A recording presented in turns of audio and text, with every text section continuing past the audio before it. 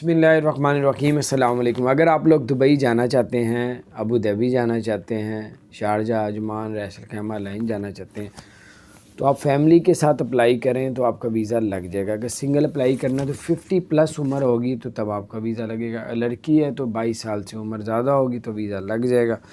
और आपको ये भी बताता चलूँ कि अगर आप लोग फैमिली के साथ अप्लाई करेंगे तो आपका वीज़ा लगने के बहुत ज़्यादा चांस है, लग भी जाएगा इंशाल्लाह ताला। तो अगर आप बग़ैर फैमिली के अप्लाई करेंगे तो फिर जो है आपकी उम्र 50 साल से ज़्यादा हो, और लड़के अब मर्द है तो औरतों का 22 साल से ऊपर रखा हुआ है। तो बहरहाल ये कुछ अपडेट्स थी। अल्लाह ताला खैर करे। बीवी बच्चों के साथ अप्लाई कर सकते हैं, माँ बाप के साथ कर सकते हैं। तो ये कुछ अपडेट थी, लेकिन इसमें पैसे बड़े खर्च होंगे अगर वो बाद में नहीं जाते, नहीं मामला। अगर आप इस तरह टूरिस्ट वीज़े, विज़िट वीज़े पे जाते हैं, अगर वहाँ पे जॉब मिल जाए तो आपका वही वीज़ा रेजिडेंट परमानेंट में तब्दील कर दिया जाएगा। लेकिन जॉब मिलना भी इतना आसान नहीं है। अपना ख्याल रखें। अस्सलाम वालेकुम।